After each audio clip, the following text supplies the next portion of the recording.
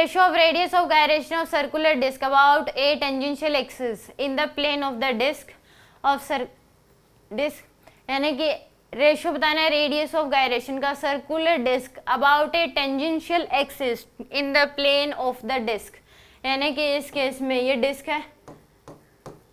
और ऐसे ये टच करते हुए जा रही है डिस्क, तो ये क्या हो जाएगी आई भी हो जाएगी, इसके पैरेलल एक्सिस होगी ये वाली होगी, यानी कि डिस्क के ऐसे ये डिस्क मान लो तो ऐसे एक्सिस जा रही है टेंजेंशियली और प्लेन में ही लाई कर रही है, तो इसके आई पी की वैल्यू क्या हो जाएगी आपके पास ICM प्लस MD स्क्वायर लगाओगे, ICM की वैल्यू लोगे MR स्क्वायर बाय 4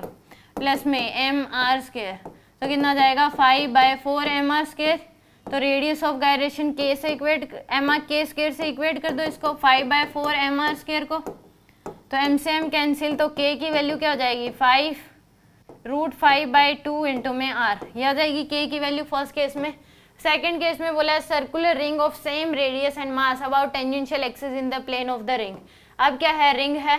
ये भी इसके ऐसे पास कर रही है और प्लेन में लाई कर रही है, तो इसके पैरेलल जो होगी वो क्या होगी ये वाली एक्सिस होगी डायमीटर वाली, तो आई पी की वैल्यू इस केस में क्या हो जाएगी MR square by 2 plus ICM की वैल्यू प्लस MR स्क्वायर, तो यह आ जाएगी आपके पास 3/2 MR स्क्वायर। अब इसको इक्वेट कर दो M के स्क्वायर से, यानी कि M के square equal to 3/2 MR square, M से M कैंसिल, तो K की वैल्यू क्या हो जाएगी √3/2 R के बराबर।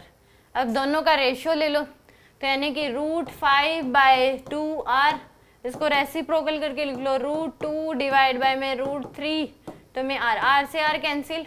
तो ये कितना आ जाएगा नीचे √2 आ जाएगा, तो यानी कि आ जाएगा आपके पास √5/√6 के बराबर, ये रेशियो आएगा √5/√6, सी ऑप्शन करेक्ट होगा।